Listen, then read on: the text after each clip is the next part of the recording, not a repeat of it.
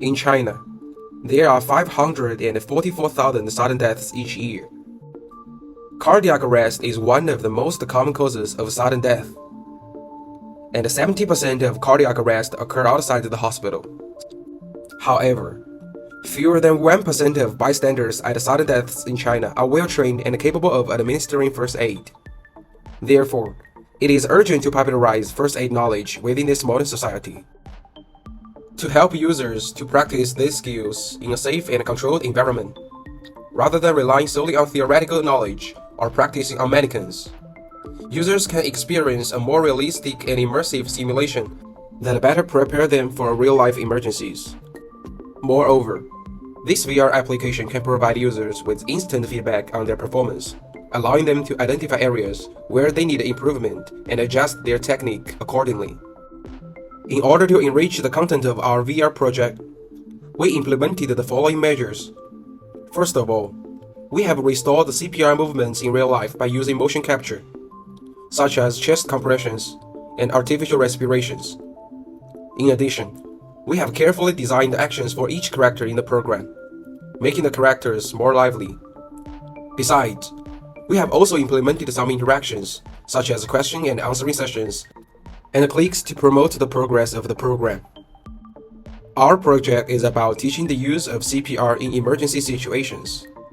First of all, we set up a campus scene to enrich the scene of our project and the user's sense of interaction. By clicking on this door, the player officially enters our project. We set the scene of a pedestrian fainting suddenly in a lecture theater. Then, to increase the authenticity, we added a teacher on the stage. And then, we added pedestrians.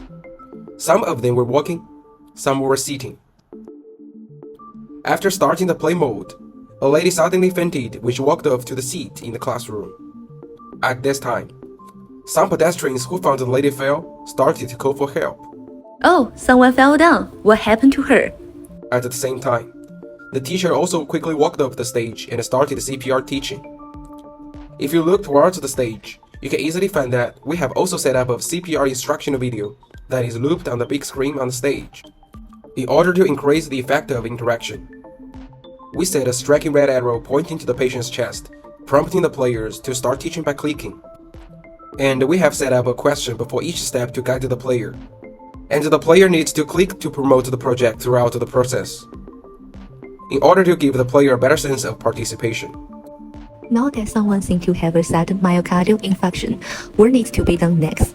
After the first question, the teacher will start to demonstrate the first step of CPR, chest compression. Let's do the CPR on her. Now please choose one CPR process.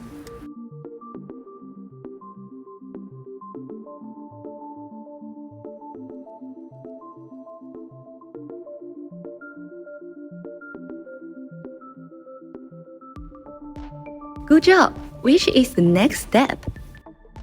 After answering the second question, the teacher will further demonstrate the second step of CPR, opening the airway. Bravo! Let's do the final step to rescue her. Like the first two steps, continue to click, and the teacher will demonstrate the third step of artificial respiration in CPR. In addition, players can perform corresponding operations according to the picture prompts or videos on the big screen. In conclusion, through this VR project, we have built a simulation scenario which is safe and controllable with detailed teaching videos for players. This application can provide users with instant feedback on their performance, allowing them to identify areas where they need improvement and adjust their technique accordingly, hoping to help players deal with such situations calmly, scientifically, and correctly in real life.